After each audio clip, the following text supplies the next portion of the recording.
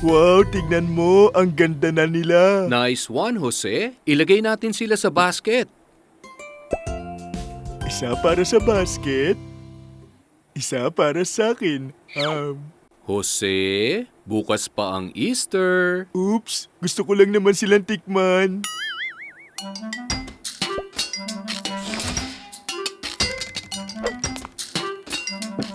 Paalam mga itlog, managinip tayo ng sabay. Kita-kits bukas. Jose? Okay, kita-kits bukas mga itlog.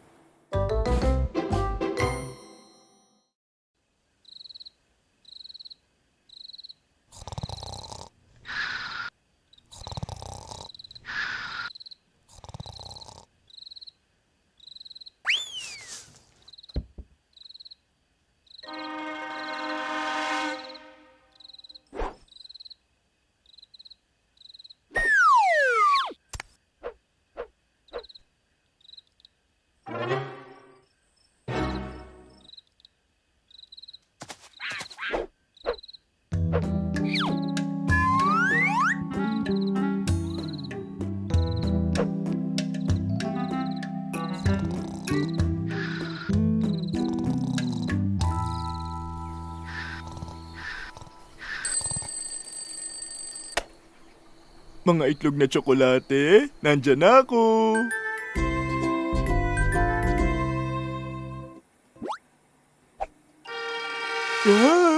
Nawala ang mga itlog kong tsokolate. Tinago mo ba sila? Hindi, Jose. Wala akong ginawa. Tingnan mo. Aha! Sinong kumuha ng Easter eggs ko? Dito nawala yung mga yapak. Ang weird. Ano kaya? Lumipad ba sila? Tingnan mo. Baging.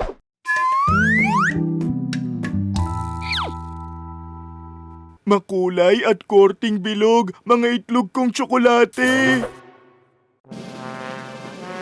Munting unggoy. Mga bata, huwag kayong mag-away. Jose, alam mo na ang Easter ay hindi tungkol sa tsokolate. Alam ko naman yun. Tungkol yun sa itlog na tsokolate. Jose, baka akala niya itlog ng ibon. Munting unggoy, yung makulay na itlog ay tsokolate. Tingnan mo.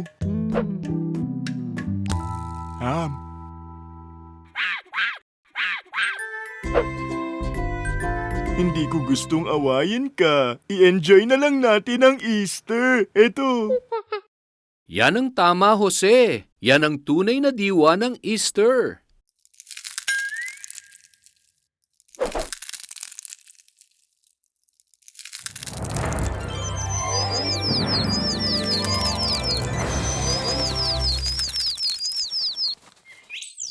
Ligtas na ang mga munting ibon at yung mga Easter eggs. Happy Easter!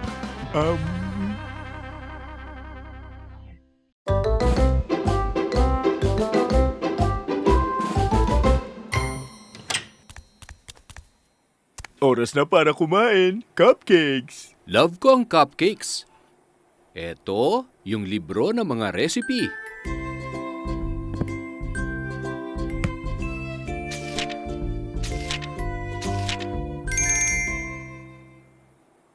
Recipe para sa nakakaaliw na cupcakes? Ibe-bake ko yan. Di ko kailangan ng libro. Kaya ko mag-bake nang wala yan. Sigurado ka? Mag-bake tayo ng cupcakes. Umpisahan na natin.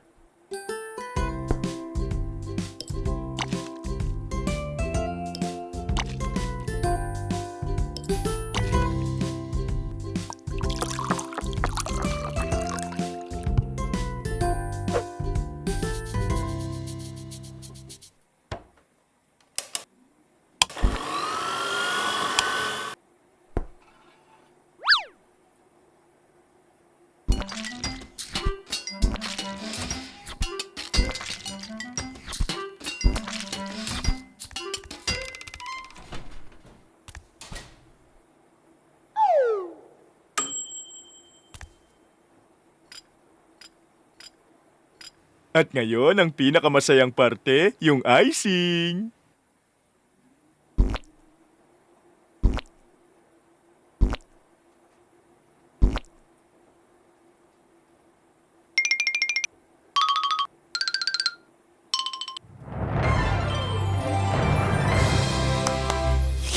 Wow! Ang ganda ng itsura niyan. Oo naman. Ngayon kailangan natin tikman. Ang sarap. Ang problema lang ay, ang liit lang nila. Alam ko na ang gagawin ko.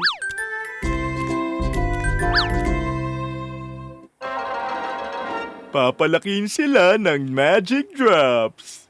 Pero Jose, walang nakalagay na magic drop sa libro. Di kasi kilala ng libro ang panaderong si Jose. Magtiwala ka. Isang patak para sa'yo, isa pa, at isa pang patak. Uy, tignan nyo, gumagana siya!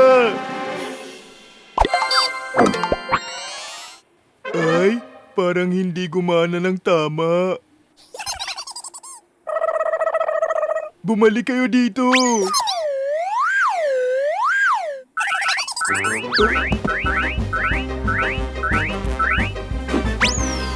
Naku, ano ba? Jose, mag-ingat ka! Ay, ay, ay. Mas matalino pa sila sa iniisip ko. Pero matalino rin ako, mahuhuli ko rin sila. Heto, Jose, baka makatulong to. Di na kayo makakatakas. Eh? Ayun, Jose! Sa may kanan! Sa kaliwa! Kaliwa! Kanan! Kitams, nakahuli ako ng isa.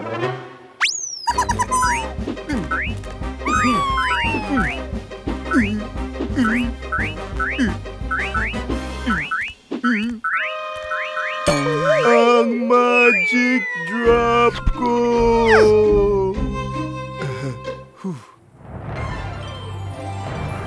Aha! May maganda akong ideya.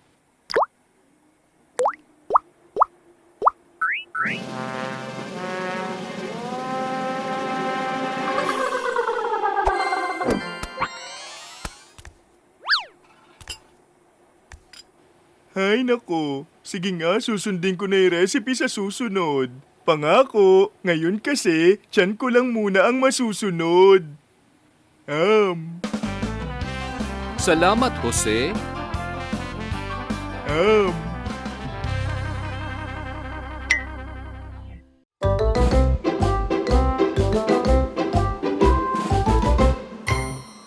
Yuhu, ang saya naman ito.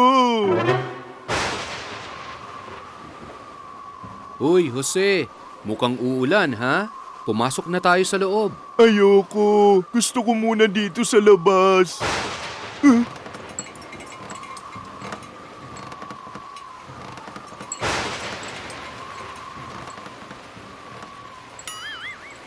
Jose, umuwi na tayo. Sige na nga, pumasok na tayo sa loob.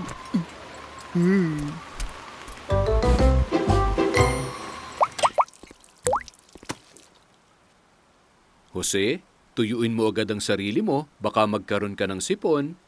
Okay naman ako. Achoo!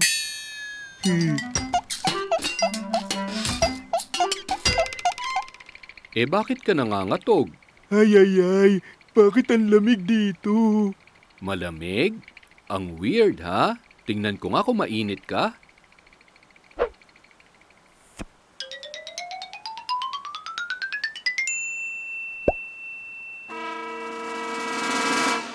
Sobrang init mo. Nako, matindi ang sipon mo. Paano naman ako gagaling sa sipon ko? Isipin ko lang, uminom ka ng gamot.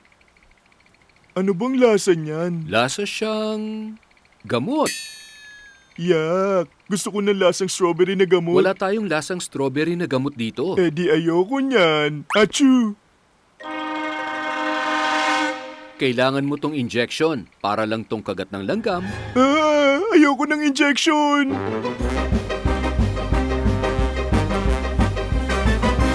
Relax, Jose. Hindi yan masakit. Kung ganun, bakit hindi ka rin magpa-injection? Achoo! Kasi hindi ako ang may sakit. Paano kung uminom ako ng mainit na sabaw? Baka gumaling ako. Magandang ideya, Jose. Pero kung di umepekto, i-inject na kita.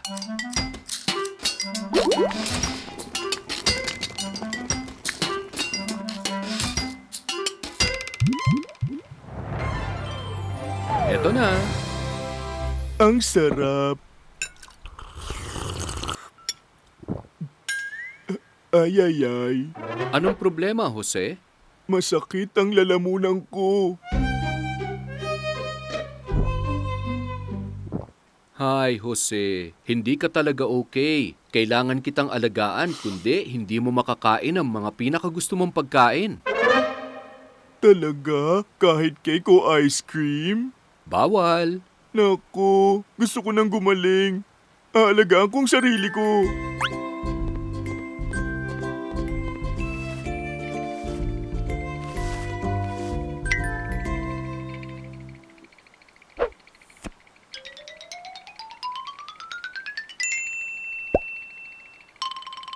Gamot na talagang lasang gamot.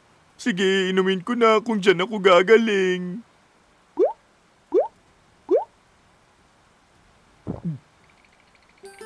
At ngayon, mainit na sabaw para gumaling ka.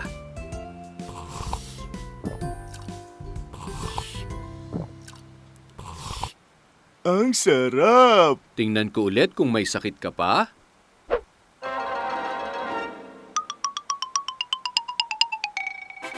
Jose, okay ka na. Anong nararamdaman mo? Nagugutom ako. Pwede tayo magluto ulit ng sabaw?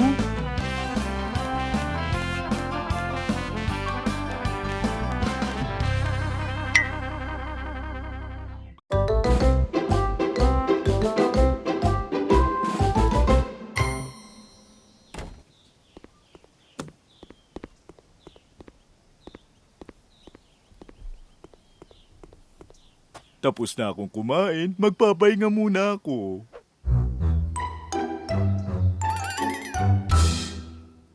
Hello, Jose? Maghanap kaya tayo ng mga hugis sa ulap. O sige, tara na. Gusto ko ang larong ito. May nakikita akong hugis puso. Hindi yan puso, isang higanting strawberry. Paano naman yun? Tingnan mo. Mukha siyang bricks. Akala mo bricks yan? Hindi ah, cake yan na patong-patong. Ha? Sana makakain ako ng cake na ganyang kasarap at ganyang kalaki.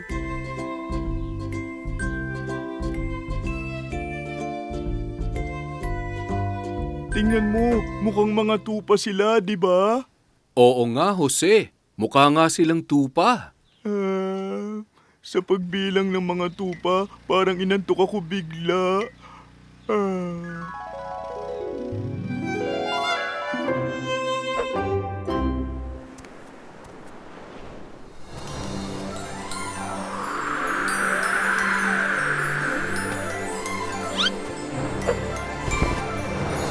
Ang gara! Ako na ngayon si Kapitan Jose.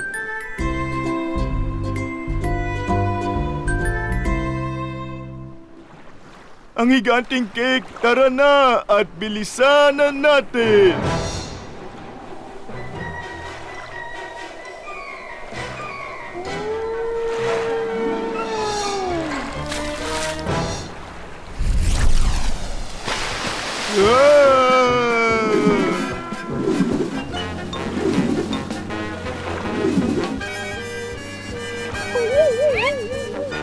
Wow, muntik na ako dun ah. Hala, nawala ng parang bula yung cake dahil sa balyena.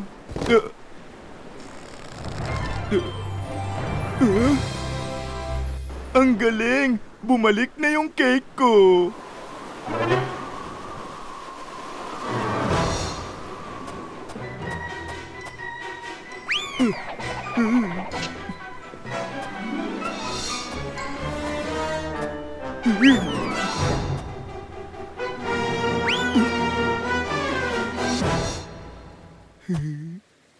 Ito talaga ang totoong cake na ulap. Kakainin ko lahat.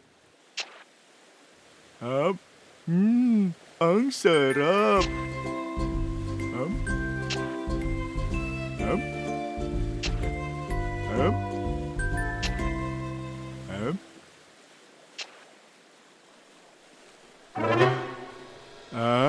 Masarap talaga.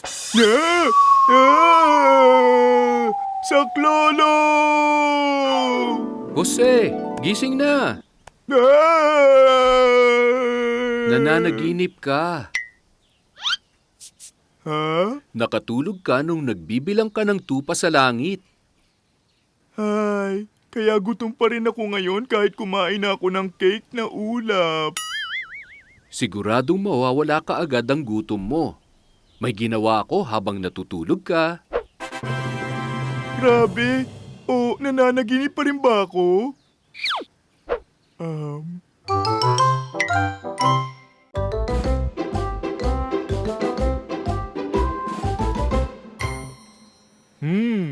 Gusto ko talaga ang keso na sandwich. Hala, wala palang keso. Gusto ko lang naman ng isang malaki at masarap na keso. Ay, Jose, pwede naman natin yang gawin sa ibang araw. Tingnan mo, may nahanap akong jelly.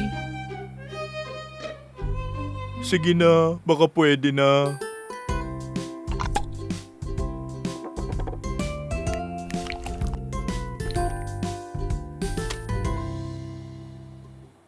Ah?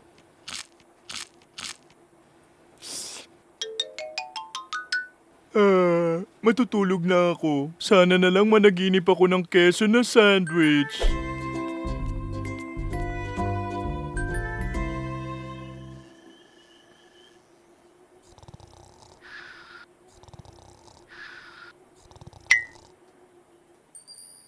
Wow, tignan mo yung buwan. Ang ganda niya. Mukha siyang isang higanting bola ng keso. Gusto ko sanang tikman. Jose, bakit hindi tayo gumawa ng spaceship para makapunta tayo dyan? Spaceship? Ang gara. Yan ang gusto kong gawin.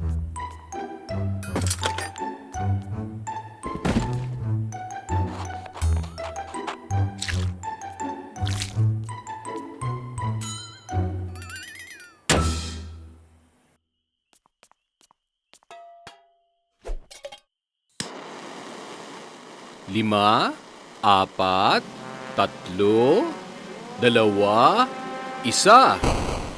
Ingat sa biyahe, Jose. Higanting bola ng keso. Parating na ako. Wow, tignan mo yung buwan. O di kaya isang higanting bola ng keso.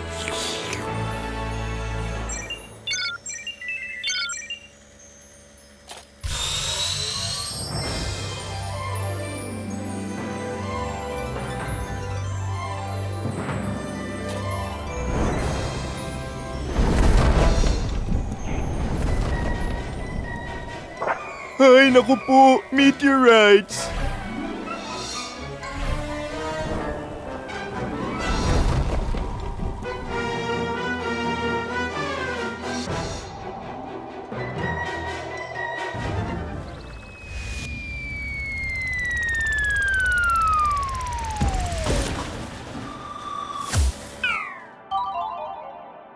Grabe talaga. Nakarating na ako? Ang galing! Nandito na ako! Nakakatawa. Hindi pala siya mukhang keso pag malapit na. Ano ba yan? Isang Martian monster? Wala ako sa buwan. Nasa Mars ako. Relax lang, alien. Peace tayong dalawa. Kakain lang ako ng isang chunk ng kesong buwan. Mukhang di masarap ang Mars.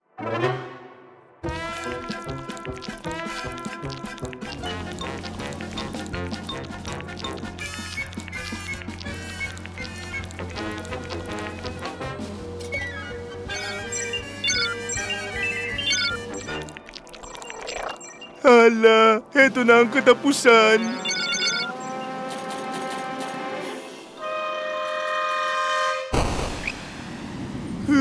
Gumana. Papunta na ako sa buwan. Paalam, alien.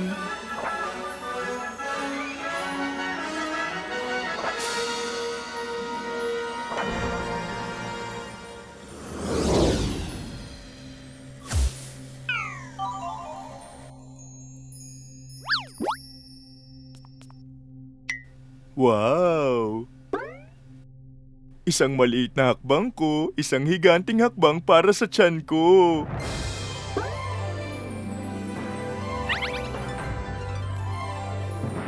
Kainan na. Bumalik ka dito, bola ng keso. Uh. Hmm?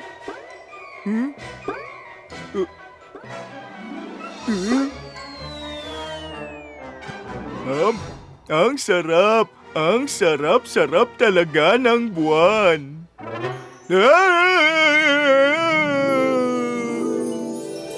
Jose, gising na. Binabangungot ka. Okay lang yan. Bangungot nga talaga siya. Naku, mas gusto ko tuloy kumain ng keso ngayon. Sandali lang, Jose. Gusto kong ipakita sa'yo yung nahanap ko. Tada! Ayan, keso. Yan ang pinakagusto ko. Masarap.